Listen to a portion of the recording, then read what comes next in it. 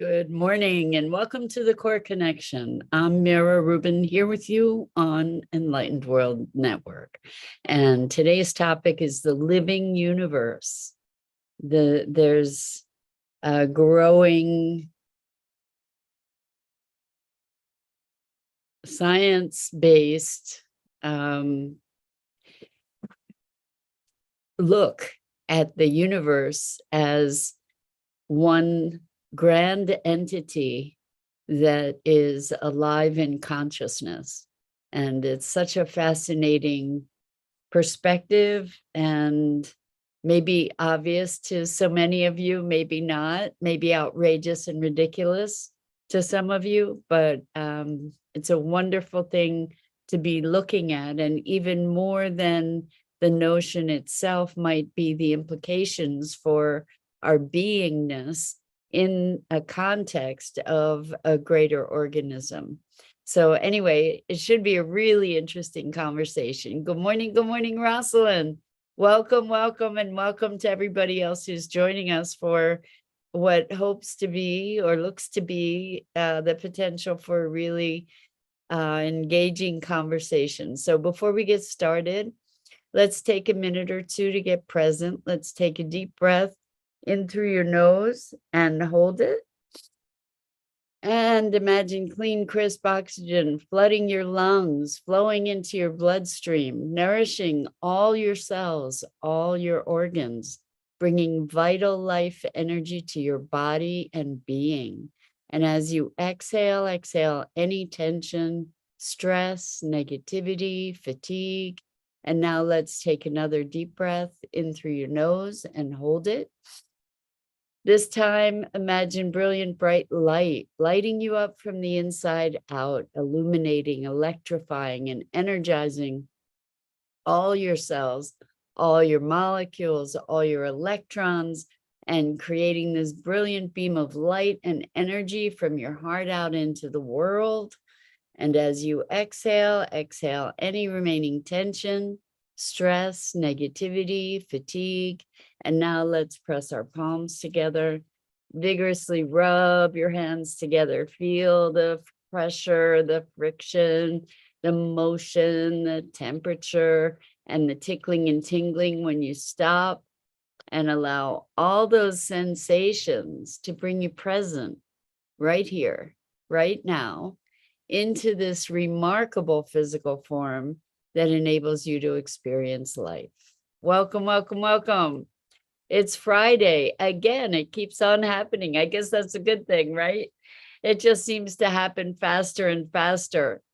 Anyway, last night on movie night for Sustainability Now, we showed a presentation by Dr. Rupert Sheldrake called A Conscious Universe ? And it was, he's such a knowledgeable, deeply educated, eloquent man. And it was so packed, full of ideas, just so rich.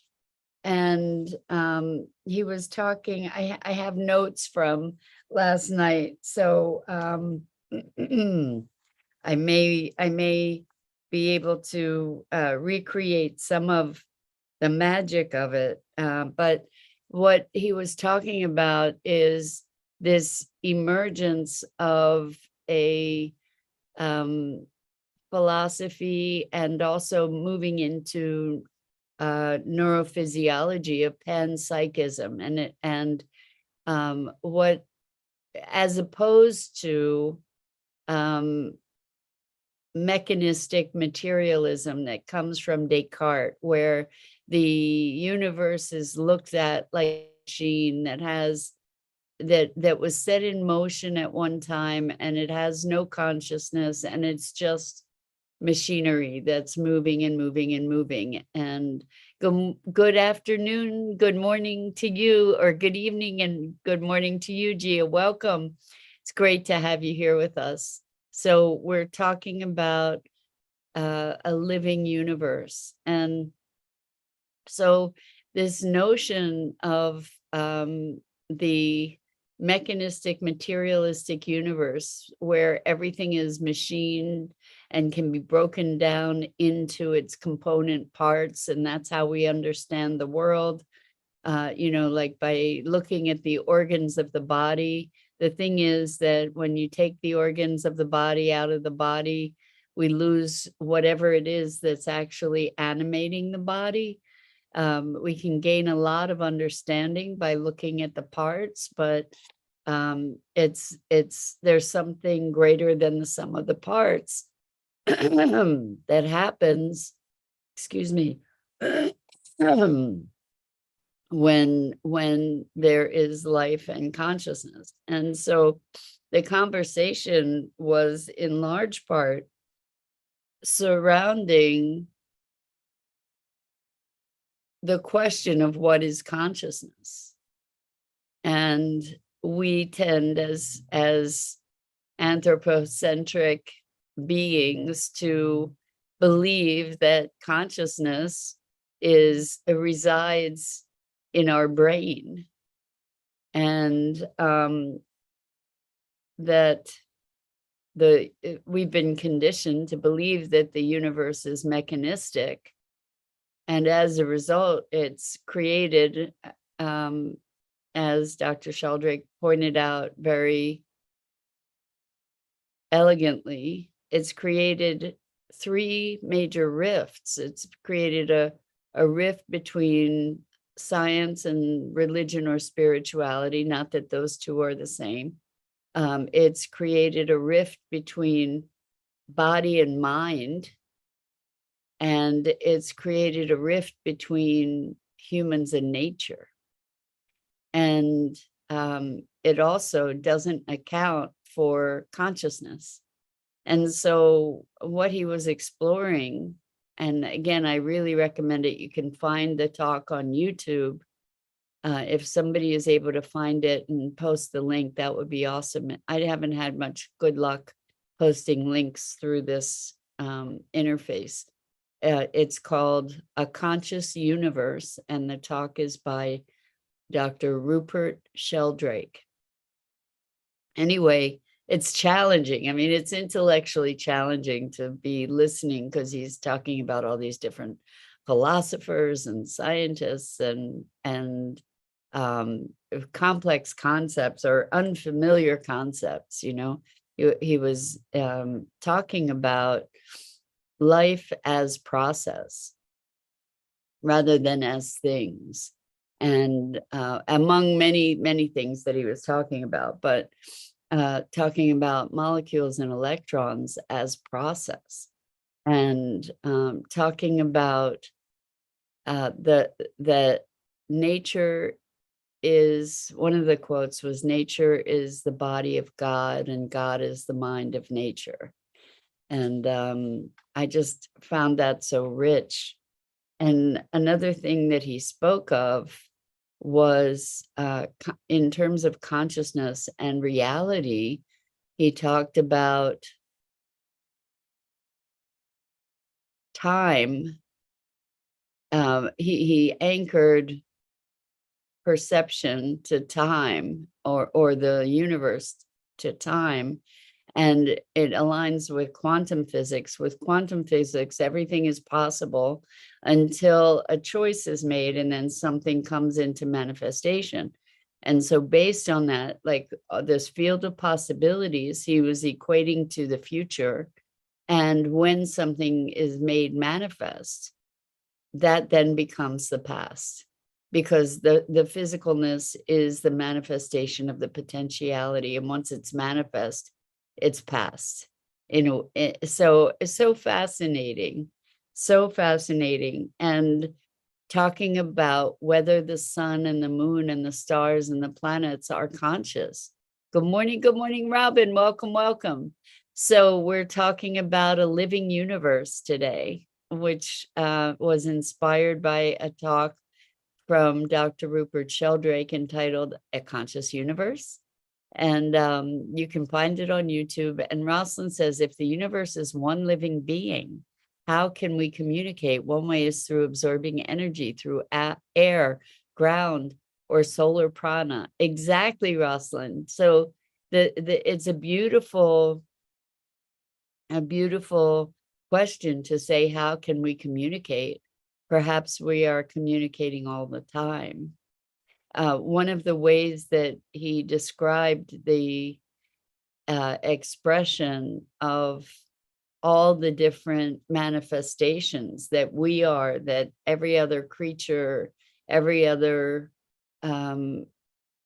entity is like the reflections of the moon in multiple buckets of water. You know, you could have hundreds, thousands, millions of buckets of water, and the moon would be reflected in them to varying different degrees. It's all the same moon, but it's only one bucket. I mean, it's all the same moon, but the appearance in all the different buckets is different, even by the slightest degree. So when we think of, and another way of expressing that is that every monad, meaning every individualized entity, is mirroring the world from their own point of view. So that's, each of us is our own bucket mirroring the moon. So just really, really, really interesting. And we talk about being connected and us, all of us being one. And this concept of a conscious universe that is one entity is the purest description of our oneness that I have yet encountered. You know, where we are all part of an organism. So where we are part of, like, almost like we are cells in an organism, like we are molecules in a structure, and that there is consciousness. One of the ways that he defined consciousness, let me just see.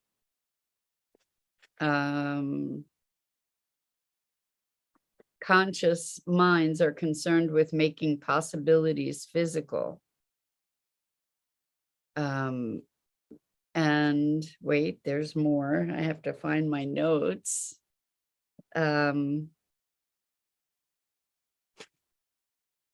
Self-organizing systems put together by intelligent design for their own purposes, their own aims or goals. So, for instance, electrons and molecules have their own orbits and their own ways of interacting electrically or electromagnetically with their surroundings. And so they're blending with other things or separating from other things based on some kind of process that has an intentionality behind it. That's not the same kind of intentionality that we would understand for things that are not human. I mean, they're not necessarily strategizing about how to go about things, but who knows? Who knows? So one of the deep questions that he was asking was, is the sun conscious? And then he talked about all the electromagnetic activity. That's one of the ways that we define consciousness in our brains, is there's electromagnetic activity, right? And electrical circuits, neurocircuits, etc.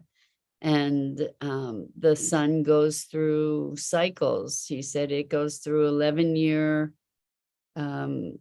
solar cycles or solar flare cycles, and it's pulsing and it's ejecting different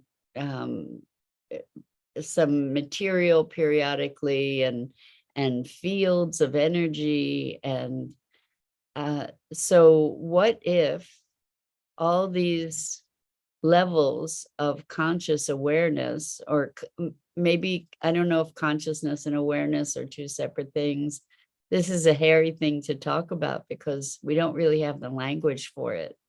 But what if all these different levels of being, from a, a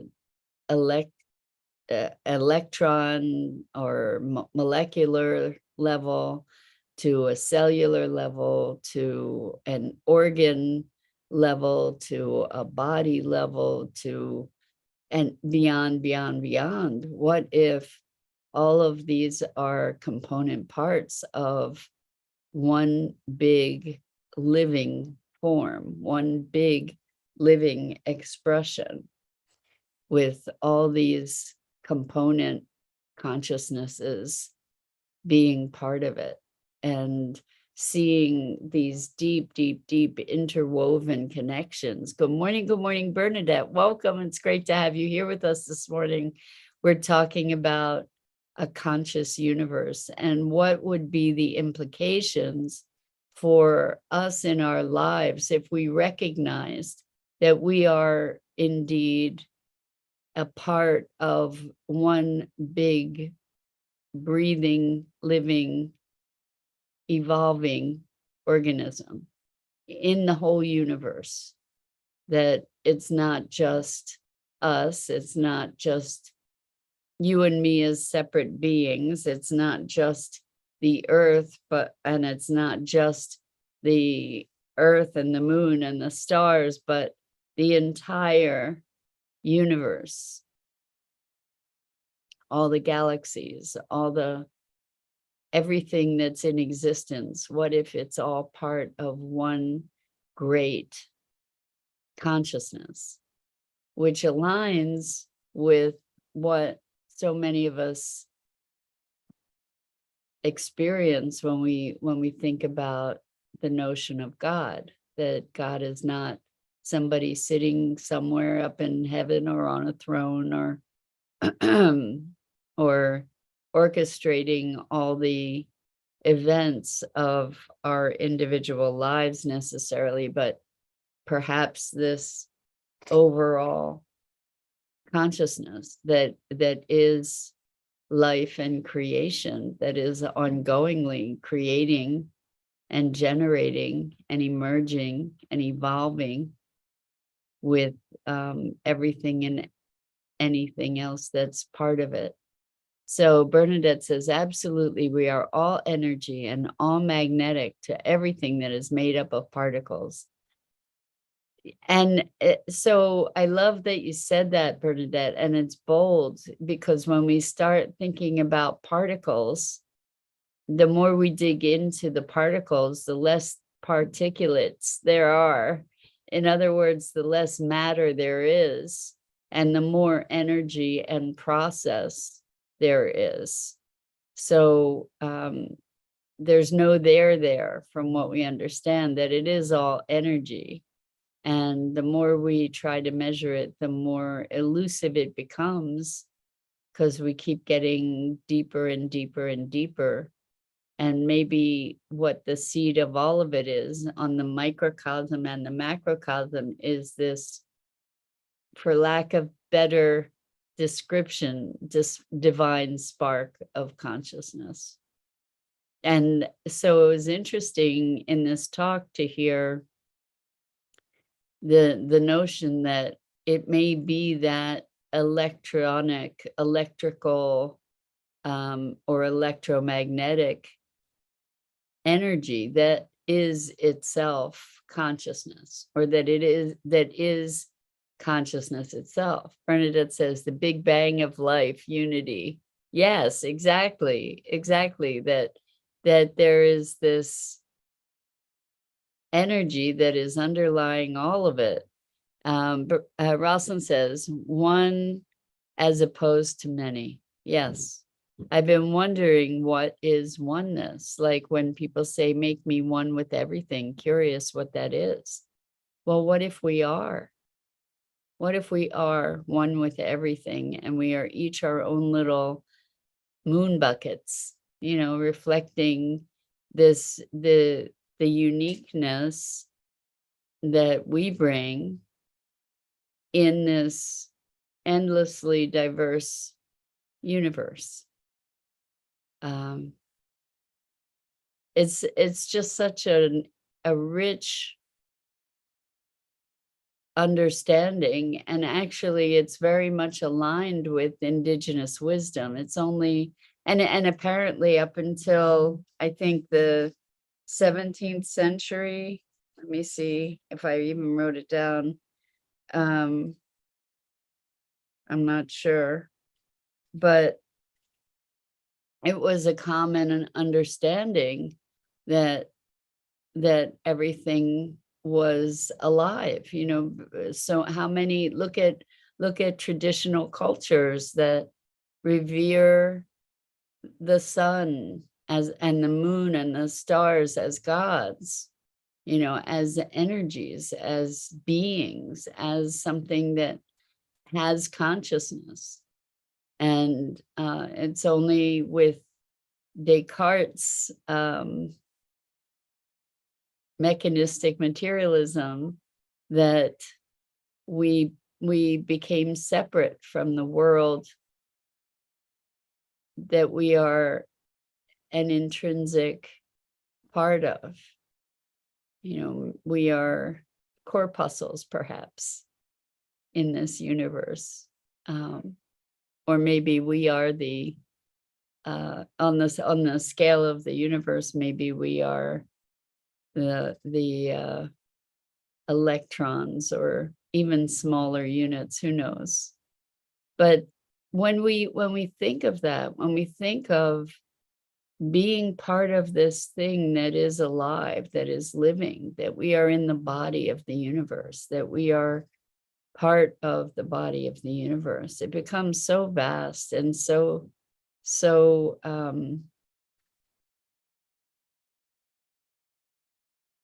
mind-boggling that I think it forces us into a different space of beingness, to be entertaining that as a real potential, as a real possibility, to be recognizing that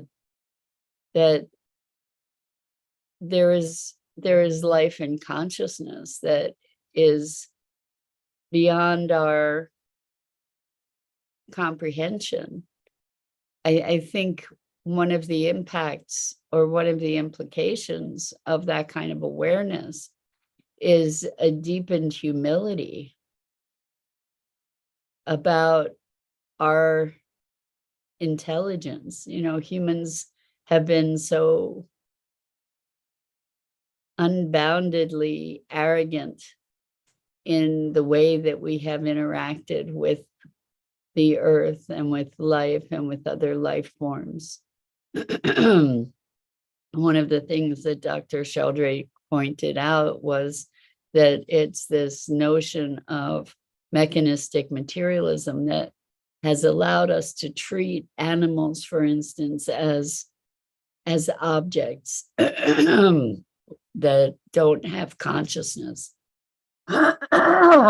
Excuse me. And has allowed us to justify things like factory farming and even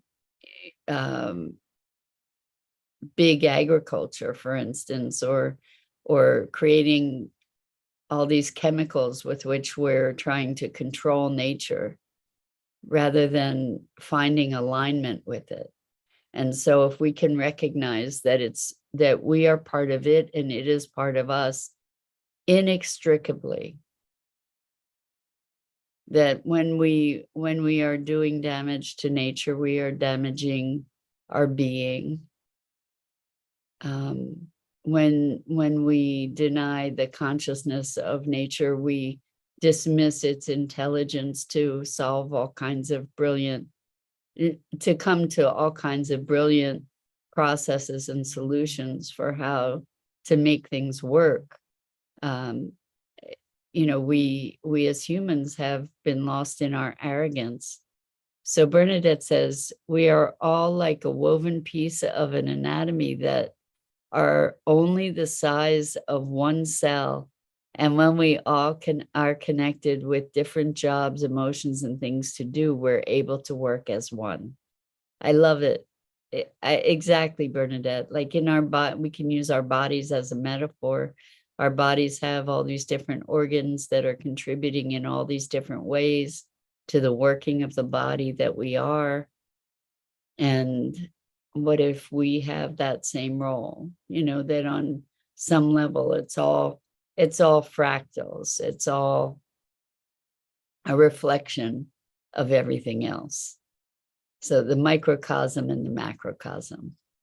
And I invite you to just allow yourself to play with that notion, to sink into it, and to feel the difference of being a part of an integrated whole that is more vast than we have the capacity to conceive. And from that space of humility and wonder, hopefully, we can gain a different perspective and perhaps find a greater alignment with this larger being, that we can, to what you were saying, Rosalind, that we can communicate more effectively with it, that we can allow ourselves to receive communications more effectively, and that we can find more grace in our dance with it. So that's it for today. Happy Friday to you. And I truly do invite you to entertain this and to notice, as you entertain the notion of the universe as one grand organism, to see how that impacts your sense of being. Oh, Dido, so glad to have you here with us this morning. Welcome. So Bernadette says, from me to all of you, I wish you the best of what your day presents to you. Enjoy your weekend. Yes, everybody, enjoy your weekend. I'm Mira Rubin. This is the Core Connection. And I go live here each weekday morning on the Enlightened World Network Facebook page and YouTube channel at 9 a.m. Eastern. And I invite you to check out the other wonderful programming on Enlightened World Network and Enlightened World Living. And until next time, so much love.